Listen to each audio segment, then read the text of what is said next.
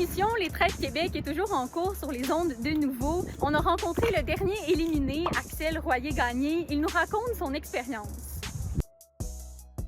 C'est vraiment un hasard de la vie. Le téléphone a sonné un moment donné, puis c'était quelqu'un que j'avais connu il y a longtemps dans la course évasion autour du monde, qui aujourd'hui s'occupait du casting pour cette émission-là. Puis il m'a dit hey, « j'ai pensé à toi pour faire ça ». Puis là, j'ai donné mon nom. Je savais que de mentir puis de trahir, j'allais avoir de la misère, mais je pensais pas que ça me ferait autant mal de le faire. Tu sais, dans un groupe, j'étais habitué à prendre soin des gens, puis de voir du monde qui souffre, du monde qui pleure, pas pouvoir en prendre soin. Je trouvais ça rough.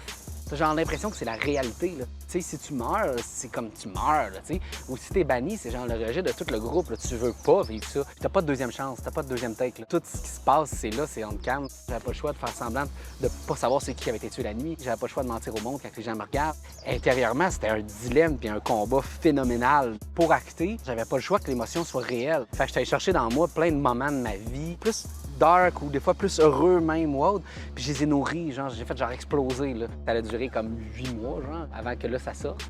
Puis là, quand ça sort, ben tu sais, il y a toute la crainte de comme... Tu sais, moi, sur le moment, ça faisait du sens. Toutes les réactions faisaient du sens parce que c'était comme dans le jeu. C'est comme les choses allaient vite, puis les choses bougeaient. Puis là, après ça, tu revois ça, tu vois une bande-annonce, tu vois des trucs, tu fais comme, mais qu'est-ce que j'ai fait là, tu sais? Le bouquet de monde que j'appelle avec qui on était, tu sais, c'était quand même ça la richesse. Moi, quand je suis sorti de là, ce qui m'a le plus marqué de cette aventure-là, c'était d'avoir rencontré des gens qui étaient méga passionnés par ce qu'ils font dans la vie à tous les jours. Puis qui avaient une teinte puis une couleur vraiment unique. Juste d'avoir cette proximité-là avec autant de gens différents, c'est une richesse phénoménale.